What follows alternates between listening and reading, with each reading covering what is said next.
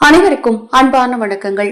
11/12/2024 கார்த்திகை மாதத்தின் 26ஆம் நாள், கார்த்திகை மாதத்து கடைசி புதன்கிழமை, முத்திதிகள் கூடி வரும் நாளில் ஏகாதசி.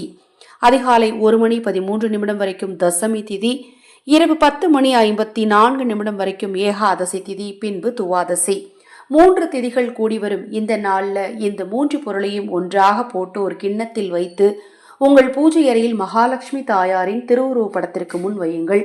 செல்வம் சேரும்.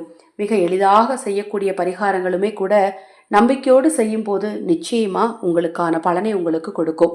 இந்த நாள்ல உங்க வீட்டுக்கு பக்கத்துல பெருமாள் கோவில் இருந்தது அப்படின்னா அந்த ஆலயம் சென்று தவறாம விஷ்ணுவிற்கு துளசி மாலை சாற்றி வழிபாடு செய்யுங்க.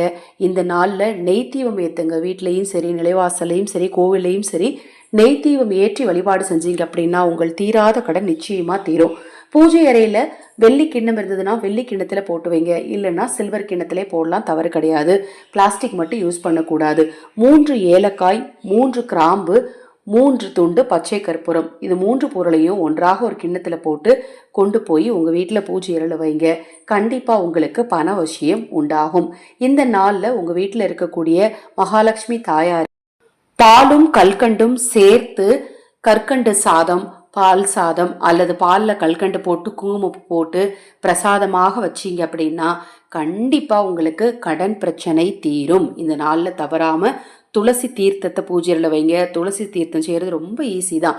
ஒரு சொம்பில் தண்ணி எடுத்து அதில் துளசி இலைகளை போட்டு ஒரு துண்டு பச்சை கற்பூரம், ஒரு ஏலக்காய், ஒரு லவங்கம் போட்டு சிறிதளவு மஞ்சத்தூள் போட்டு அதை பூஜையில் வச்சுருங்க.